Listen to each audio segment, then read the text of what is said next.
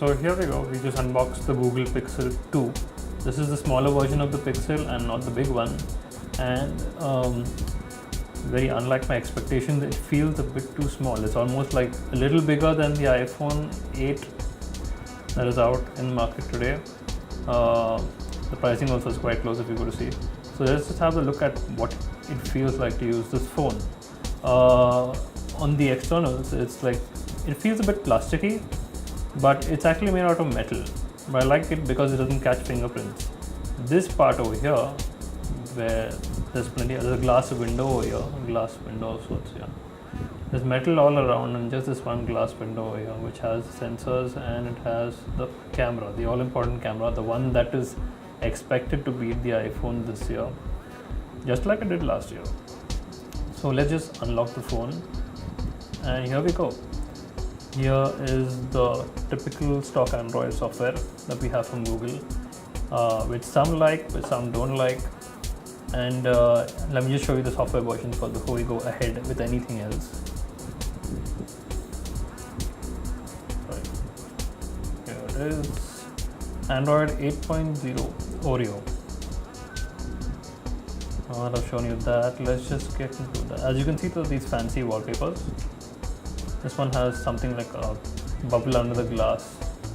It's quite a collection of them actually. Google has them categorized in different sections. So these are the live wallpapers. I know that you can see the animations here, but the waves on this beach are actually moving here. The waves are crashing onto the beach here. So there are the subtle wallpapers. Then let me show you the other ones that are there. There's Come and Play, there's Come Alive, which are more like abstract stuff. Then you have In the Shadows, which is good because this is an AMOLED display, and this is the Samsung AMOLED display inside here. And the Living Universe, which is the pretty fancy stuff. Everything is very subtle except for this part, which is Come and Play, which has very, very bright colors. Let me just assign one and show you. There we go. Everything is pretty quick from the way I'm using it. You have to remember that I've just booted this phone up, so everything is going to be a little quick. We'll come to know whether the phone slows down, or there are any chances of this phone slowing down only after we've used it for a week. So let me just show you the rest, how this works. The camera is here, the all-important camera. As you can see, motion is enabled here. You have motion photo, basically takes a short clip, and there are some adjustments here. You get cloudy, sunny, fluorescent, tungsten, auto for everybody. Then you get into the timer, you have the usual timer. As you can see, this is your typical stock Google camera interface here. There's also a portrait mode, which is quite interesting. And this camera is supposed to work with Google's machine learning and AI thing. So it's going to be a lot different, and it's going to do a lot of work based on software. Instead of the usual dual camera setup that most manufacturers have used this year, Google has boldly gone with just one camera at the back. So we'll have to see and check it out when once my review is done, as to whether this is equally capable as those dual camera phones out there, or does it fare worse. Moving on to the rest of the software, you can see this is the new home screen here. I tap this bubble, it's going to give the little animation over here at the bottom, and you get the Google Assistant. It's not connected to any network right now. Below this, there's the all-important search bar, which gets you to Google search. Then you have the usual icons, which are all squared out.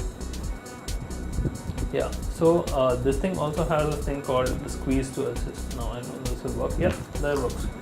Squeeze for your assistant. It works pretty much instantaneously. I like how you don't have to do anything like long press on this, because this phone lacks 3D touch, unlike the iPhone. So there's nothing that happens instantly. So you have to sit and wait for a second there. So better than that, I can just squeeze and it's done. You can also adjust the level of the squeeze here.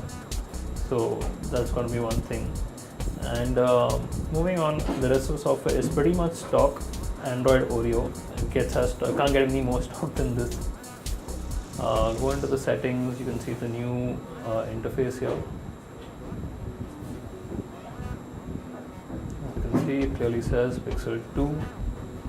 Moving on to the specs of this phone, you have a 5-inch AMOLED display with a 67.9 screen to body ratio, and this glass is made of Corning's Gorilla Glass 5.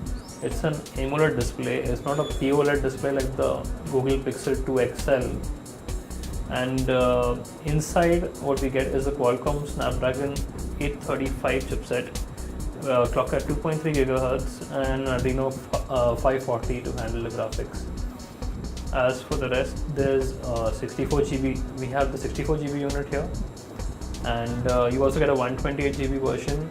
The RAM is capped at 4 GB, and you won't get any exorbitant numbers coming from Google like 6 GB of RAM or 8 GB of RAM like you get on the OnePlus and stuff. But out here at the moment, it at least feels sufficient. It's blazing fast from what I can see. There's no hint of a slowdown at all. Moving from the performance numbers into the camera, there is a 12 MP camera on the 12.2 MP camera to be precise on the rear, and an 8 MP camera on the front. As you can see, also on the front are 2 speakers at the top and bottom, so they give a good stereo effect. And at the bottom, here's a USB 3.1 Type-C connector port here at the bottom. This also connects into the 3.5mm connector that is available for the headphone jack, for those who did not like the idea of the headphone jack missing over here. This is going to be your only option right now.